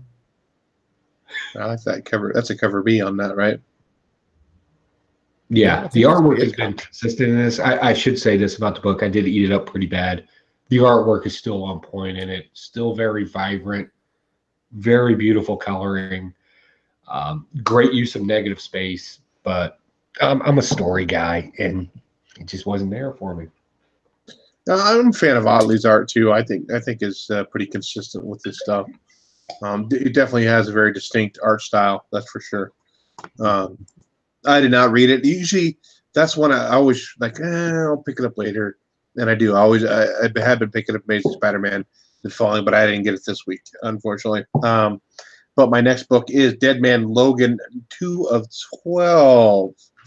I don't think it was as good as the first book, but still good. I still enjoyed it. At the very first of it here, you got Spider-Man running, and people were blasting him. You see Spider-Man dead in this page right here. He gets blasted full of hole. But you come to find out this Mysterio able to, alter, and people are like, oh, this is so cool. Can we do this guy next? And we're like, no, Mysterio's not here for that. He's not supposed to be doing that kind of stuff. And then it jumps into Logan and Hawkeye trying to find Mysterio. And they're going and beating the people in the bars. And then he goes back to the base where there's conversations with Red Skull's daughter and Sinister's daughter, I believe, right? And now Mysterio's kind of second guessing himself. Kind of what did he get himself into? Pretty cool reveal at the end. It kind of hints back to the Old Man Logan run when Mysterio uses his powers to think they're bad guys, and Wolverine goes crazy and kills them all. kind of in a little touch of that toward the end of the book, though. But it was a good book. It's a solid stash. I'll pick up this whole run for sure. Oh, Drew, you're holding it up there ever so stilly. You almost like Drax. Nobody can see you move. No, I'm here. You're here. Good. I'm right here, guys. Don't worry. I'm right here. I didn't go anywhere. Here I am. I'm right here. I'm talking about Dead Man Logan. Oh, there he is. Oh. Here I am. And Dead Man Logan was okay. It wasn't great. I liked the first issue a lot. This issue kind of let me down. The tone is a little too light for a Logan's Gonna Die story. But beyond that, it was all right. It was serviceable in the story that it's trying to tell so far. The art wasn't bad. Solid book. Not really a rip roar and romp, but enjoyable nonetheless. Joe? Man, I want to say something bad about this, but it's just not there. You want to tell a good time traveling story where the characters don't take themselves too seriously because they understand how time works. It's this kind of fictional line that doesn't really exist. Like, these cats get that. The guys that write this story get that, not the characters in it. You can pretty much do whatever you want. You can make the characters try to change it, but their change actually ends up making the future happen. You can have just all kinds of great stuff going on in here. And I really like Mysterio's he's contemplating if he's doing the right thing in the bathroom. Crossbones kind of threatened him a little bit. Doing the right thing in the bathroom? Yeah. Yeah, okay. He takes his Was it a number one? Was it a number two? Well, he was Did I sitting make down. the right move?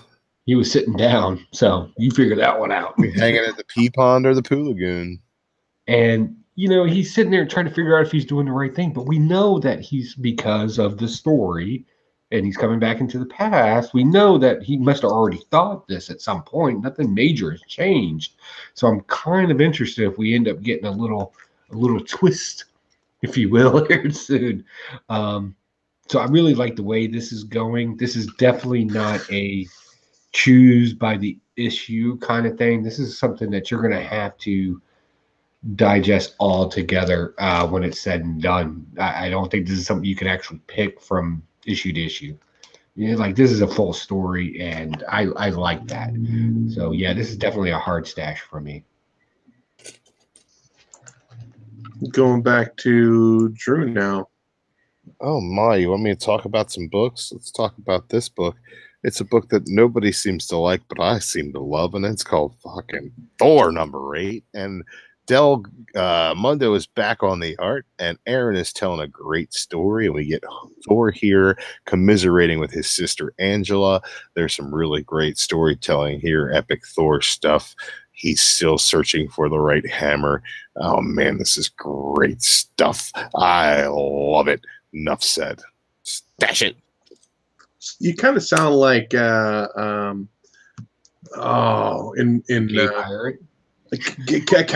of from Peter Pan, with Robin Williams, Dustin Hoffman. I like it. I do like it. What do you want me to say? You want me to say I don't like it? That would be a lie. And I don't lie. We don't lie to our people who watch our show. Joe, did you read that one this week, Thor? No, I didn't read Thor. I didn't read it either. But you're up with your next book. How many books you got left? Well, you losers lost because Thor was good. Tons of books left. What do you guys want to talk about? I'm out of books that I read this week. So out of books. Mm-hmm. Defenders. I passed on it. You passed on the. You got problems. I haven't read it yet. I'm going to tell you right now. Generally, I'm not a huge fan of the Scotty Young cover baby thing that he does here. I'm not a huge fan of it, but I'm a good husband and I do what my wife tells me, and she told me to get the full run, so I did. However, on the inside, what a great story. Again, we got great art going on. We got a real classy story going on. They fit the characters together. I was scared that they were going to mess that up and they were going to do something weird and cheap in the story where everybody kind of sort of maybe played a role. They didn't do that. They made every key character in it super important and intrinsic to the story. And good storytelling makes the characters intrinsic. And they did that. They made a great story here. Great lead up to it. And then great conclusion to it. I want to see more of this happen. This was great. Loved it. Stash, stash, stash. I wanted the Alex Ross cover on that one, but I think it was like a 1 in 50 or something. I got the 1 in 50 and I got the 1 in 100 coming.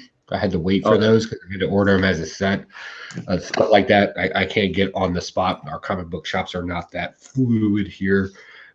So I've ordered them, and we'll see what happens. Drew, Defenders? I didn't read it. I said You that. didn't read it. I'm out of books. Do you want to go through a couple of your top books, Drew? I mean, I got some things to say about some things. And we know you do. We'll just pick them up at random and kind of let you know what I thought about them. This is Days of Hate number 11. It's finally getting to the end of this. I have not read it because I'm waiting for issue number 12 to read it all together. So that's that. I picked up Infinity War's Fallen Guardian because Drax is dead-ish, and they wanted to charge me $5 to talk about Drax being deadish for like, I don't know, no fucking reason whatsoever. But apparently he's inside the Soul Stone. He's got his old costume on and he's just fucking bashing things upside the head left and right. And I'm down for that. Seasons Beatings. This is dumb, fun, holiday stuff. Marvel, Deadpool. If that is up your alley, it'll be up your alley. If it's not, then it won't be. Man, this Justice League cover makes me want to read this book. Too bad I haven't done it yet. Man, this Old Man Hawkeye number 12 cover looks really great. I wonder what the inside holds. This is Outcast. I've been reading it, but I haven't read this one yet. This is exciting. Man. Captain America, Ta-Nehisi Coates is writing this, and I'm still liking it. Tell me how that works, universe. Tell me how that works. And what else did I pick up? Anything else good? I think we talked about all of it, honestly. Oh, no, Weapon H number 11. This unmitigated piece of shit of a series is finally over. It started off really good, and then it ended really, really bad. Like, really, really, really bad. Like really, really bad, guys. Like really bad. Like I'm really glad I sold my Hulk, my Totally Awesome Hulk 22 already because it's probably going to go down in value because that's how bad this issue was. Nobody ever wants to use this character again. Oh, he's going to be in Hulk Farines. I forgot about that. But yeah, man. Oh, this sucked. It was awful. Infinity Wars number 6. I know you guys were talking about it earlier. Mm-hmm. I liked it. I thought that the art was good throughout. I think that it was a lot of fun to see these amalgam type characters throughout. And I think that it ended kind of the way we always thought it would. Somebody's going to go away. We're going to get a different status quo for the Guardians of the Galaxy. So Drax is dead-ish. We already, I guess. And Gamora is elsewhere doing her thing with the Magus. So, yeah, I kind of like where it leaves things, and I'm excited to see what Donny Cates does with these characters moving forward. But hey, it is what it is. If that's not how you felt about it, then feel elseways about it. I picked up this Ghost Panther. I didn't read it. I think because Infinity Wars is over, I don't really need to read it, but I probably won't read it. Joey hated Spider-Geddon. I picked up this cover here. Yeah, I think that's it. Yeah, I think that's it. That's it, guys. Joe, guess lightning round for you. Lightning round it is. All right, so Black Panther and Deadpool. I went ahead and got both covers of it. Great story using Jack-o'-lantern in it. That's why I like that cover. Stupid fun goodness. Don't expect a deep story because the whole point of it is to make fun of storytelling. That's why I enjoy it. Great stuff. Definitely a stash. Night Moves. I've been digging this. If you're not reading this is great mysticism. You know what?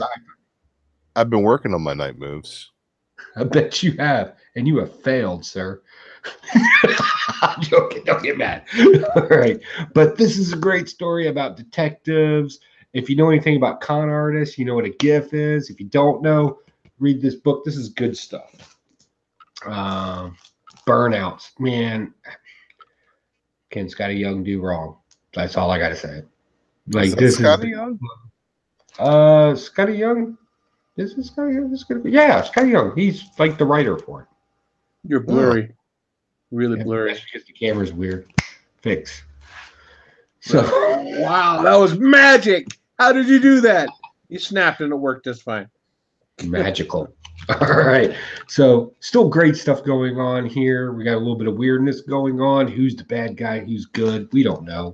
We'll find out soon enough. Aquaman, or as our Canadian friends say, Aquaman. They pronounce it weird because they're weird. They're Canadian. It's not their fault. And if you're in the chat and you're a Canadian, I'm sorry you didn't learn English. Pretty good story. We got a new story arc going on here. A new world. We got a first appearance. According to DC Nation, she's the 7th most powerful villain this year.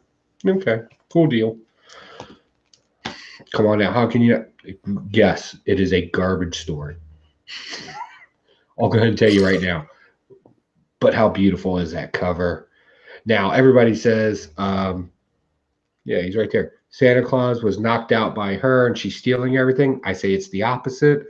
He drank too much eggnog and she's just going to get the toys to the kids. Other than that, the rest of the story's garbage. Let's see. What else kind of goodness do we have? West Coast Avengers. Did that come out this week or last week? I'm not sure. I don't care. I bought it. I didn't see that in the shop. I've been liking that story. I'm trying my hardest to get into it, and I don't know. It just seems like the story's missing something. Like this particular story in particular, it just didn't make much. It didn't jive very much to me. I don't know. I want to buy it. I like the characters in it. I want to get wrapped up into the story. It's something. And the sad thing is, I don't know what it is. I don't know if it's a personal bias or if it's just, I don't know. But I'm not digging it. I keep picking it up, hoping that it will just click so I can at least figure it out in my own head. But I'm reading it. I'm just not into it. But I'll keep buying them until I figure that out because I don't like unanswered questions. American Carnage. This is cool. Some trash has been talked about this book, saying that it's just nothing more than social warrior propaganda. Hey, look, I'll be honest with you. I'm not into social justice warrior stuff. I'm not a liberal by no means.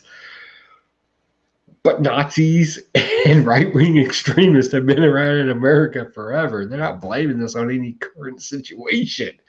That this is legitimate, and I'm really enjoying this story, and I can't wait for more of this stuff. This is good. Got picked up Firefly, picked up the Virgin variant for that. Again, I'm still enjoying this, even though I'm not really a huge sci-fi guy, unless it's like steampunk, like Bitterroot or something along those lines. But I don't know. There's just something interesting about the story, and I'm kind of locked into it for right now until it gets weird. That's only issue number 2, and that's the Virgin variant of that. I buy too much books. Don't tell my wife. Bloodsport. Yeah, thanks for disappointing me yet again. Cannot get me caught up in this story. Blast. Not getting another issue of this. Can I give you a hand with that? Sure. All right. Turn the cover around. Take a big look at it. Yeah. Okay, up at the top top left corner. What's it say? Yeah, I know. The producer. You know, Variants come out with some good stuff. Valiant has never put out a good book ever. They put out a couple of things. Fight me in the street. I will fight anybody in the street in Chicago that wants to fight me over Valiant. Now, I will say this. I will say this about the book. The artwork in it, I kind of enjoyed. I'll give it that. But we're just recycling stories at this point. That's all we're doing. And this is a recycle, and you don't even bother hiding it with anything new. You're just regurgitating the same shit. So congratulations to the writers on this one. You're garbage. Is this my last book? We'll go ahead and call this my last book. God, I bought too much. Okay. There it is. That is a beautiful cover. I am the luckiest comic book collector out there. I literally got this for the cover price when everybody else was selling it for $10, $20. I was so happy to get this. And the guy really hooked me up with it. And he told me to give him a shout out for getting the book at this price. It's Zeno's Comics, the oldest comic book shop in the Hampton Roads area of Chesapeake. They've been there forever, well over 70 years now. Wayne owns the place, and when I come in, Wayne knows that I'm not there to buy dress covers. He knows I order online, and he has variants waiting for me, and he's hooked me up with some things for the next show.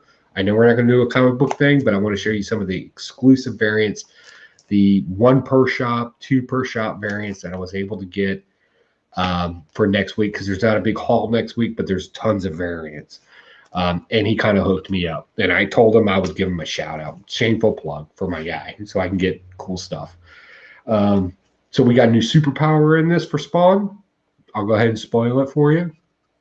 He can raise the dead, and I'm going to tell you right now that adds a total dynamic to the story, because if you know this character, you know what happened to his family. So eventually, that's going to become a thing for him. He's going to start wondering about that. And I kind of want to see that conflict happen. I know it's not really a comic book theme, but I want to see it happen, and I want to see it fail. Like, this is one of the times I want to see a hero make the righteous choice and it bite him in the ass because you're screwing with things that you shouldn't be screwing with. That's going to be awesome. And before we go, I have a question. Yes. I have answers. We have 2 major releases of comic book movies. What did you all see? Let me go through mine real quick. My 2 books I got. I didn't know you had. I'm sorry. Yeah, I Justice League. I didn't read this one. And Catwoman. This is the last Art Germ cover he's doing, at least for the time being. So no more Catwoman for me. Nobody's buying them.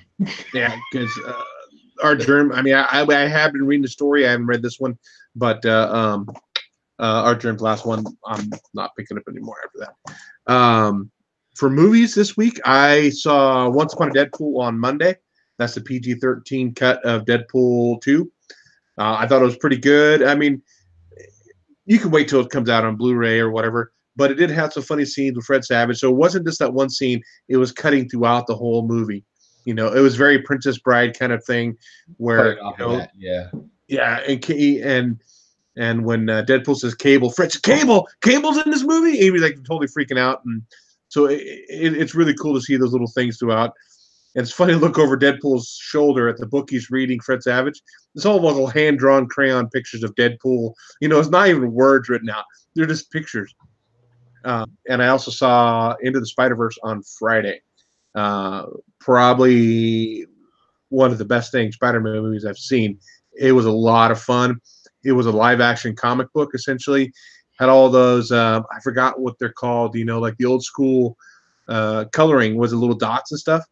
That was all like, yeah, that was all in the shading. That was, I mean, that it just had a cool element to it. Action-packed, fast-moving, funny. It had some funny scenes in there, but it definitely was good. I'm probably going to go back and see it again. What does everybody else watch? I saw Into the Spider-Verse, and I talked about it last week. It's in the running. It's in the running for my stashy for comic book movie of the year. In the running, I'll say that. It's in the running. It is the best Spider-Man movie ever. It's the best Spider-Man cartoon ever. It's the best Spider-Man anything ever. That is not, the actual comics, in my opinion. Yeah, man, it nails it. It nailed the characters, it nailed the world, the universes, it nailed the animation styles. It nailed absolutely everything. It nailed Peter Parker so good. Jake Johnson or whatever that Jake Johnson or whatever. I don't know I what think the it's Jake fuck the Johnson's guy's name. name. Yeah, who the hell's ever heard of that guy? And he's was on New fantastic as Girl. Peter Parker. He was on New Girl. He's been in a Well, I lot gotta of watch movies New too. Girl. I gotta watch New Girl because this dude's talented. He's fantastic, Peter Parker. And I like the best adult Peter Parker we've ever gotten. That was absolutely hysterical. I loved it. Tried to save his pizza while he's getting sucked through the portal. Come on, man. He can't even save his pizza. That's Peter Parker's luck. It's so great. I absolutely loved it. Everything about that movie was pitch perfect. To Nicolas Cage's in jokes to John Mulaney's Spider-Ham. Everything I thought I'd love about the movie, I loved about it. Everything I thought that I wouldn't like about the movie, I ended up liking about it in the end. So it's definitely the best cartoon that came out this year by far. Nothing else even comes close. And we got Wreck-It Ralph, so do with that what you will. How about you, Joe? Yeah, I hit all three. I just watched Aquaman. I'm so happy that they did a good job. All right, first off, for all of you that don't know, I hate Aquaman. I hate that fish whispering joke of a superhero. And I'm so happy that they were able to do something really, really cool with them. And I'll be honest, Jason Momoa did an outstanding freaking job with that. God, it was just a great movie. I mean, I'll put it right up there. Okay, so Justice League, garbage. I don't think that's an argumentative thing, or just boring at best. But Wonder Woman was an awesome movie. And there's Aquaman. Notice they're right there together, touching it. I don't know what it is about DC when they make a movie. It's better when they do singles than team ups. It was just a great movie. And the great thing I thought about that particular movie was, sometimes when you see things happen underwater in a movie, you tend to forget that they're underwater because they don't accentuate that. They're underwater the entire time there, and they did it in such a cool way. They really did. Like, you're not seeing fire happen underwater, which sometimes happens in movies. How does sound work underwater in the movie? Yeah, right. Well, sound works underwater by sound waves. You can hear things. We hear whales all the time. I mean, the things don't sound the same underwater. Well, yeah, but you can't do that in a movie. Otherwise, it sounds like this. Which is how Aquaman should sound. Okay, well, he's got telepathy. I'm telling you right now, if you go watch the movie and you're not happy with that movie, I'll reimburse your ticket. And I'm just talking to Drew, so the check will go up right now. You don't want to be liable for that, dude. Right? Your email is going to be blowing up. People want refunds, just money back. On another hand, saw Spider-Verse. Man, that was, I didn't really know much about the Miles Morales character other than what I read a couple of weeks ago or last week in a comic book and just a few things here and there. I didn't really know much about that. I was super impressed with it. I thought it was just going to be some gimmick to make a new type of Spider-Man. And you know what? I'm happy they did. Like, he had his own flavor. He had his own feel. It was super cool. That I really wanted. And yeah, they kind of made Peter Parker seem like a fat, overweight, middle-aged guy. But to be honest, when you reach about 40 or so, that often happens. So, okay, that part of it was really cool. And then the satirical mentoring and teaching of it that we talked about with the X-Men stuff, you actually saw that in there. And you saw a story with heart. And you saw a story of somebody trying to actually help somebody. And that was really, and that's what superheroes are about. And I thought they did a great job with that. I think me, Spectacular Spider Grandpa, we all went and saw it together, and we were just like, damn, kind of wish a kid was here, because that's the kind of movie you want to sit in with a kid. So that was pretty cool. And then, of course, Deadpool. I know people have their problems with Deadpool, too much Deadpool, too much Deadpool, too much Deadpool. But to be quite honest, the whole point of Deadpool is to make fun of Deadpool and its own universe. And I thought they did a good job of that. And I thought they did a good job of it in a PG-13. And just storytelling overall. And I like it when you make fun of, when you have a satire, when you follow that Don Quixote style of writing, where you make fun of oneself and the viewers watching it. That's just great story. I mean, that's hard to write and that's hard to display. And I thought they did a really good job of that. And they did it in a much cleaner fashion than Deadpool, which honestly has got to be somewhat harder because it's easy to drop an F-bomb versus coming up with another word. So I thought they did a good job of that. And I was very impressed.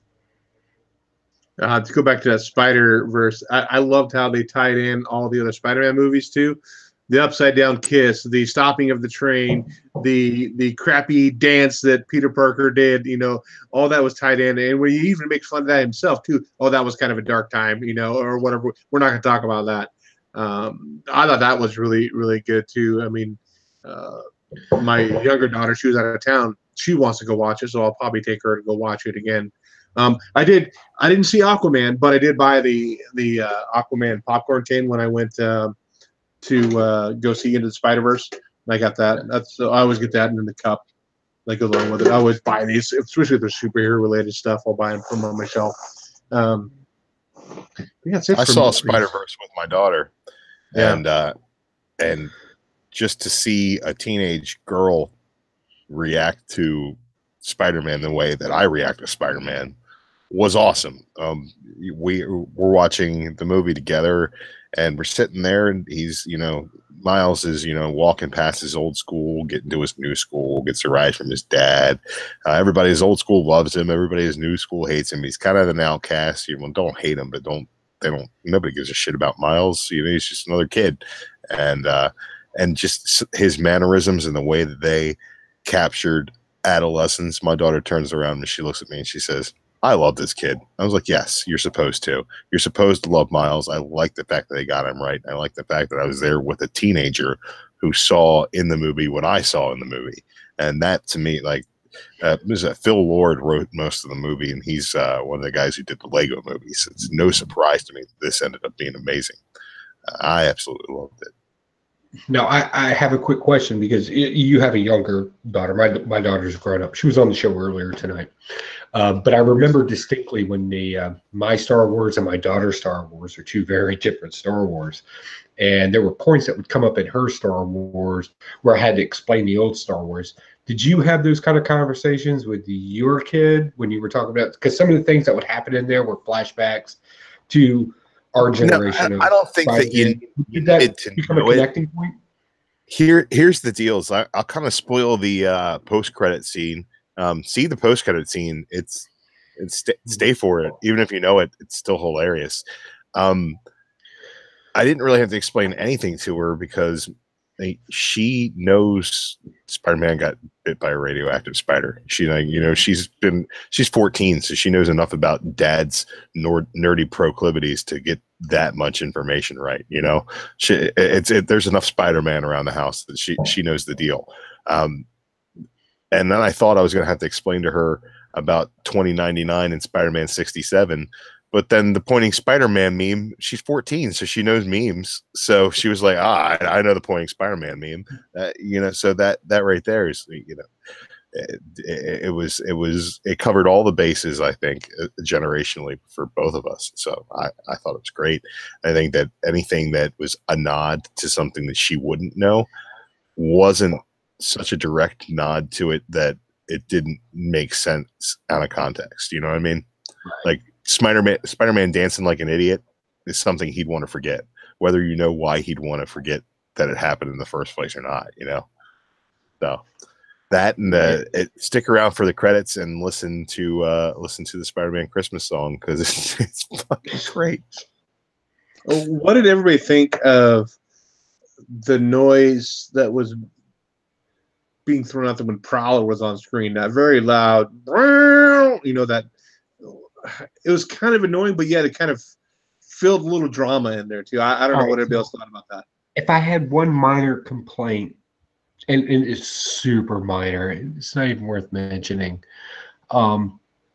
Sometimes in the animation, if you watch it on a big screen, you get the double line effect like you would see in a 3D movie. Mm-hmm. And it always happened whenever you heard that noise from the Prowler. And that was a little off-putting for me at some points because it was like, okay, but luckily it was like there and it was gone. It wasn't a super long thing. I think it was like, supposed to be unnerving. I think so too, and that's the credit I'll give them. But if I'm unnerved, I'm not happy, and if I'm not happy, so luckily it was just like a short-term thing. Because seriously, if it became a thing that was happening regularly in the movie, trust me, I would be saying very different things about this movie, and I would have got him walked out. But because I don't like to be annoyed in a movie, but luckily. It was super short. Like the actual animation itself did not bother me. I've heard a lot of people talk about the animation in it. And I'm okay with it. You know, I get things change over time. The guys that made Lego did it. It was kind of that type of animation. That's fine. I have no problems with that. I thought it was a great story. But every now and then that would happen. I'm just like, oh my God, you know, like I'm eating some popcorn. I'm taking a soda drink. And then like it was gone. So I was like, okay, we're back on story. Great. Boom. And I'm glad it worked that way because if it would happen for more than a minute, I'm done. I'm out because it was just. Okay, we're running almost 2 hours long, and we don't even have a Shut Your Funko Mouth segment. But I will show this off real quick. I got this in a white elephant at our Scout Christmas party. So I felt bad about stealing from the kid, but he says, "Go ahead. I don't collect them. You collect Funkos. Go ahead and steal it from me. It's fine." So Veminize cap. So I had to get that cap. Yeah. So that's cool. You go to anybody else have any Funkos or plastic real quick before we bounce out of here? I don't have Funko or plastic, but I did, and I shared this off air. A local artist penciled this for me, and he used what's been going on in the comic books lately as his guide. Really talented guy. Again, I can't give this guy enough credit. I thought he did a great job of it, and I'm super happy to have that. But as far as plastic goes, I bought my wife. Well, I'll put it this way: I spent $400 in the last 2 days on pops for my wife, and that I can't share with you now. And it's only 3 pops. Wow! Holy crap! So when she has them, well, I don't know. My wife doesn't like to be on camera, so I can't video her when she has it. But for the blasties, if I can just get 3 seconds, I'll hold them up. If you're a Funko Pop collector, I promise you, you're going to be like, dude, that's sick crazy. But and then when you find out how much they're actually, what I spent on them versus what they're actually worth, some of you may be mad. So I'll just leave it at that. What about you, Drew? Anything this week? Nah, man, been working like a dog. Spending all So my the money last on my thing kid for Christmas. we're going to talk about before we take off for today. Next week is a special episode. It is our 3rd annual Blasties. Here's our official Blasty award. Unfortunately, we're not going to be able to send this out to every winner, but this is our Blasties. So next week, so no comic reviews. Plus, it's a pretty light week with comics. Not a whole lot coming out. We're going to be doing our Blasties. I did post a link, or did post the picture on the Facebook page talking about the categories that we're going over. Oh my God, I'm about to be doing some digging. I really got to do figure out what books, what non-comic book movies, or what non-comic book TV shows. So it's a lot of work to try to get that thing up and running to make sure I got the stuff. So definitely come check us I'm out. gonna fly by the seat of my pants. Are you? That's what you usually do. Yeah. Yeah. Yeah. Well, I mean, I didn't put this outfit together by the seat of my pants. Come on, some work went into this. Yeah, some work did to make your high is wearing off. a little bit. So Not really, no. we do have a couple of new subs on our Blasted or Stash It channel, and they What, are are you kidding? Rise. People I can know. watch us? People can watch us. I know. Wow. Risers Comics, as well as D-Runk. I'm wondering if that's Drunk Comics. D-Runk Comics. So, a couple new subs to us. Yes, 3rd annual Blasties. 3 years we've been doing this, so it'll be our 3rd anniversary coming up on YouTube in middle of summer, I think. So this is our 3rd annual Blasties Awards. So definitely come by and check us out for that. With that, we're gonna go ahead. Or Stashies, not Blasties. I guess that's what it is. Who cares? Who cares? That's a little golden. Yeah, Blastie. stroke it. He's 100% gold painted. So I was spraying this in my bedroom. I almost got high from the damn stuff. So with that, whether you blast it or whether you stash it, happy reading, and we'll catch you next week. Hopefully Paul and Michael will be back and Drew will be on time. All right, later, guys. Maybe they'll show up for the Stashies or the Blasties. Who knows? Maybe you might. See you guys.